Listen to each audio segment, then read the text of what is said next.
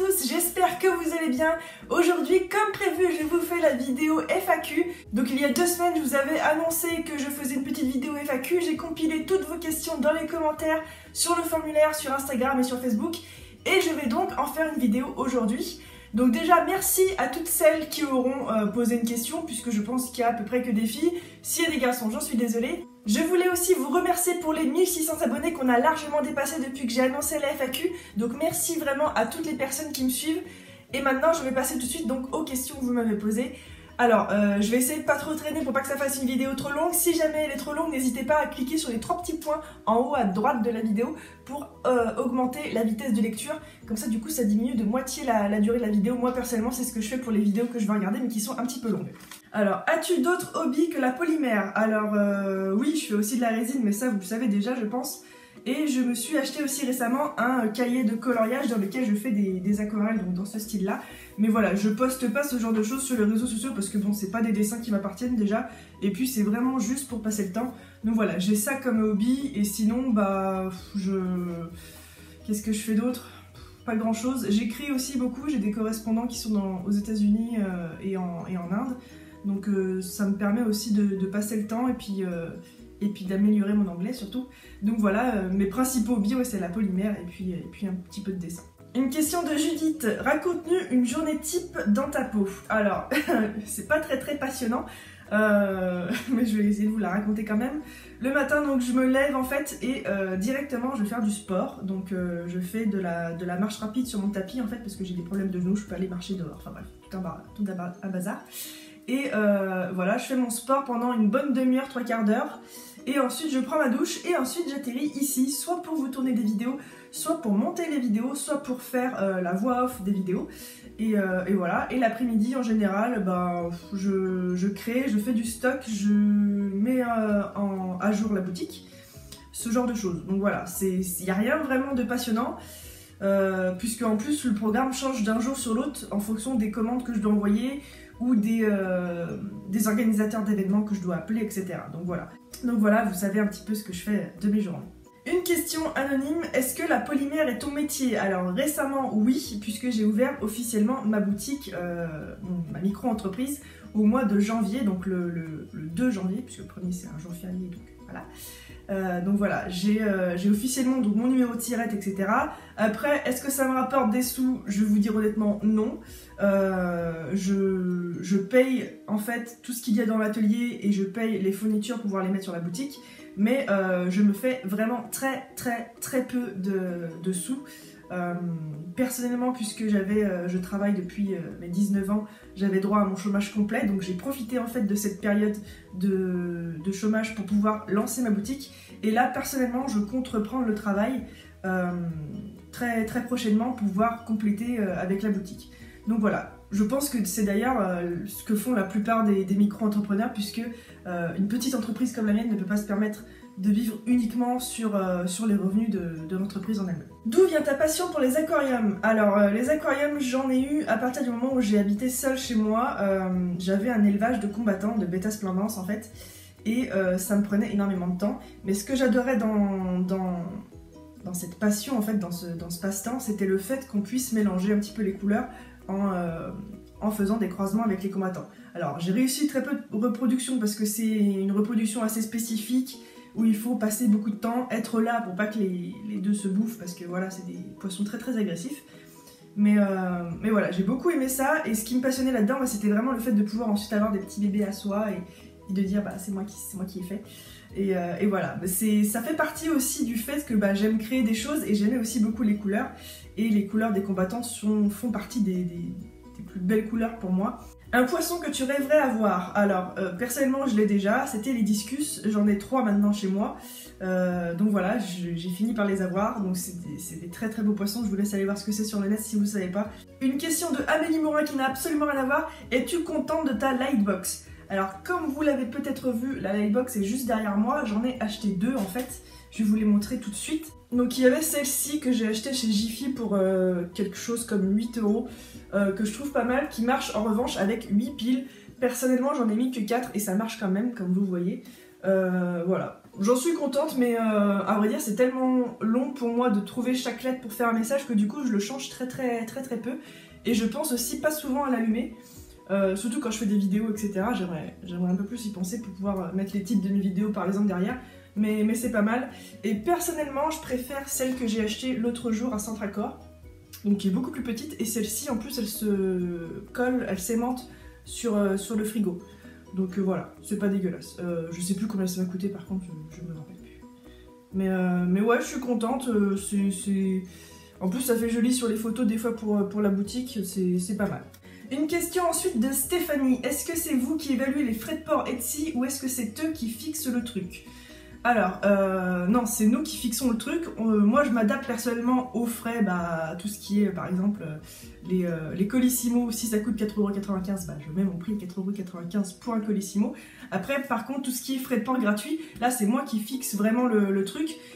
Personnellement, j'inclus les frais de port dans les produits que vous achetez. Comme ça vous permet à vous d'avoir une meilleure vision globale en fait de votre achat.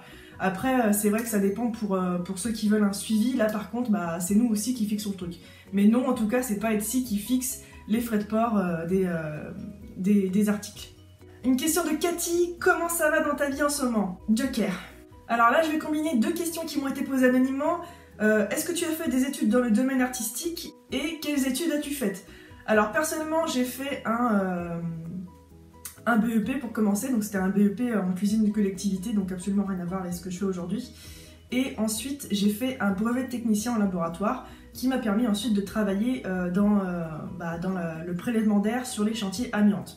Donc voilà, à la base c'est ça que je faisais, c'est le domaine dans lequel je suis le plus formée, puisque aujourd'hui j'ai des formations qui vont avec et je pourrais reprendre le boulot demain si je voulais. Mais voilà, j'ai décidé donc d'arrêter, comme je vous l'ai dit tout à l'heure, pour lancer la micro-entreprise. Donc voilà, j'ai ça comme formation, j'ai absolument aucune formation dans le domaine artistique. Et pour faire de la polymère, honnêtement, je pense pas qu'il y en ait besoin. Ça sert vraiment, c'est quelque chose qui sort vraiment des tripes et de la tête et qui doit couler tranquillement. Alors, une question de Zeb.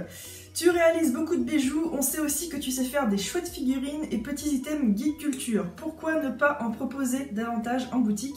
Pourquoi ne pas faire des bijoux geeks? Alors, on en a déjà parlé en privé, mais tout simplement parce que j'ai pas le temps et j'y pense pas.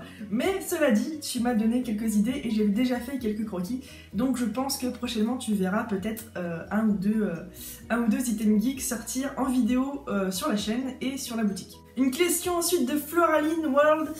Quelle plateforme de vente préfères-tu? Alors Etsy évidemment, j'en ai testé beaucoup, j'ai regardé un petit peu aussi le nouveau truc qui s'est ouvert là, un grand marché je crois, mais ils prennent je trouve énormément de commissions sur toutes les ventes, donc j'ai dit hors de question, et surtout Etsy offre une grosse visibilité dans le monde entier, puisque c'est une plateforme qui est connue, c'est une plateforme que les gens connaissent, enfin que les clients savent sécuriser, donc moi je me base sur Etsy.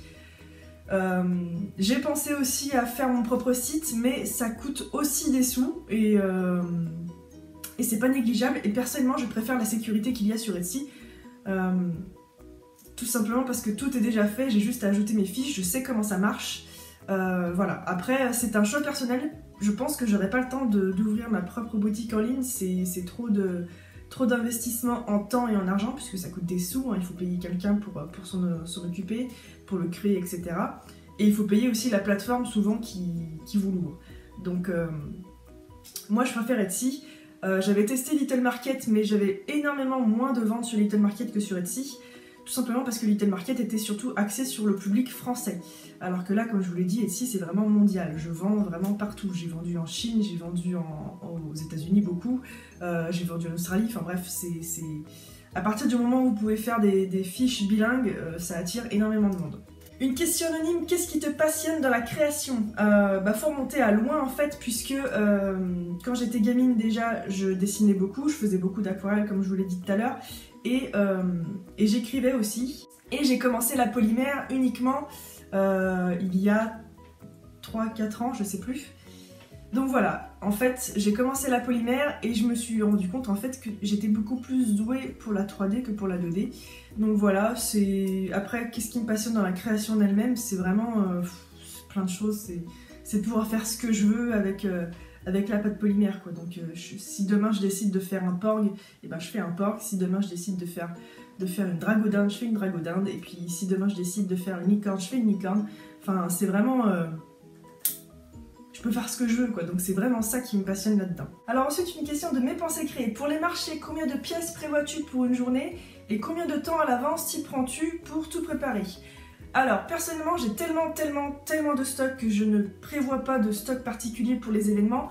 Je fais juste attention de ne pas être à court de certaines pièces. Par exemple, je sais pas, je vais faire des colliers en feuilles d'argent et feuilles d'or. Si je vois que j'en ai beaucoup vendu à un événement, je vais essayer de refaire un petit peu pour augmenter un petit peu le stock. Et par exemple, si j'ai vendu un tel ou tel plastron, je vais essayer de le refaire pour pouvoir le revendre ensuite. Donc voilà. J'ai tellement de stock, j'ai des boîtes pleines de créations. J'en ai des comme ça que j'achète chez Action, elles sont vraiment super bien. Ça coûte genre 3 € la boîte, quelque chose comme ça. Et en fait, il y a deux côtés, donc chaque case peut contenir une création. Et des boîtes comme ça, j'en ai une dizaine, je crois. Une dizaine, toutes remplies à ras-bord. Donc voilà. Ça te donne un petit peu une idée du stock que j'ai. Personnellement, pour les marchés en plus, je prends que 2 mètres parce que j'ai pas besoin de plus. Donc par contre, si j'en prenais plus, je pense que je ferais peut-être un petit peu plus de stock. Donc voilà. Et combien de temps je m'y prends à l'avance pour tout préparer? La veille. La veille, je mets mes cartons dans mon salon ou dans ma voiture et le lendemain matin, bah, je pars, quoi. Alors, une question anonyme. Quelle est la différence entre les poudres duochrome et les varipoudres? Honnêtement, je n'ai jamais testé les poudres duochrome, donc je peux pas te répondre. Tout ce que je sais, c'est que le principe est le même. Les poudres duochrome changent un petit peu de couleur en fonction de l'exposition à la lumière, et les varipoudres, c'est exactement pareil. Après, il y a peut-être juste les couleurs qui changent. J'ai certaines couleurs et duochrome a d'autres couleurs. Enfin, je sais pas. J'ai jamais testé duochrome, donc je peux vraiment pas juger. Comment t'es venue l'idée d'ouvrir une boutique? Alors tout simplement parce que j'avais du stock de malade et qu'il fallait bien que je le vende. En particulier pour les bijoux. J'ai commencé la boutique pour les bijoux, après j'y ai rajouté tout ce qui est loisirs créatifs. Comment choisis-tu les produits que tu références en boutique? Alors tout simplement, c'est des produits qui me plaisent déjà. C'est des produits que j'utilise moi-même dans mon atelier. C'est des produits que j'utilise presque tous les jours. Donc voilà, c'est des produits que je me dis, bah ça il me manque ça veut dire que les gens il leur manque peut-être, donc je vais y ajouter à ma boutique. Voilà, je référence mes produits comme ça n'a rien vraiment d'original non plus, mais voilà. Ta passion ne dérange pas ton chéri? Alors, j'en sais rien, faudrait lui poser la question à lui, mais non, je pense pas, parce que comme vous le voyez, c'est résumé à une pièce dans la maison, je l'étale pas partout, du moins j'essaye. Et quand je fais mes vidéos, en général, il est pas là, donc ça le dérange pas trop, enfin je crois pas. Et puis si ça le dérangeait vraiment, je pense qu'il me l'aurait dit. Alors, une question de Sarah. Comment as-tu débuté la polymère? Qu'est-ce qui t'a donné l'envie de commencer? Alors, je sais plus si c'est encore le cas, mais j'avais fait un petit texte explicatif sur ma boutique Etsy. Donc en fait, un jour, j'étais à Cultura en train de me balader tranquille. J'avais déjà testé la Fimo quand j'étais gamine, je devais avoir genre... je devais avoir 17-18 ans. Et ça m'avait bien plu, mais j'avais acheté que 3 couleurs à l'époque pour faire un petit truc pour ma grand-mère. Je me baladais donc à Cultura et j'ai trouvé une boîte, vous savez ces boîtes où il y avait 24 couleurs à l'intérieur je crois, donc une boîte pour débutants quoi. Et donc j'ai acheté cette boîte avec 2 ou 3 outils et j'ai commencé comme ça et du coup bah je me suis rendu compte que j'étais bien meilleure en 3D qu'en dessin. Et voilà, et ça a commencé comme ça, et puis la boîte est devenue 2 boîtes, et les 2 boîtes sont devenues une étagère, et l'étagère est devenue 12 mètres carrés d'atelier, donc voilà. C'est assez prenant, hein, comme vous pouvez le voir, maintenant j'ai quand même pas mal de bazar. La petite boîte, je l'ai toujours d'ailleurs, je range 2-3 trucs dedans, mais elle a bien grandi. Et on va terminer par une question anonyme. Es-tu sûr de vouloir un partenariat avec un ou une polymériste qui va peut-être te faire du mal? Alors, honnêtement, si je pouvais prédire l'avenir, bah non, je le ferais pas. Mais vu que je ne peux pas prédire l'avenir, bah je vais faire des partenariats quand même, parce que si on ne tente rien, bah on risque de se fermer au monde et de ne connaître personne et de rester cloîtré chez soi et de déprimer. Voilà, j'espère que cette vidéo vous aura plu. Merci à toutes les personnes encore qui ont posé une petite question. J'espère que j'aurai répondu à tout le monde. Si ce n'est pas le cas, n'hésitez pas à me le mettre dans les commentaires si vous avez des petites précisions à me demander, il n'y a vraiment pas de souci. Sur ce, moi je vous retrouve très bientôt pour un autre tutoriel. Ciao!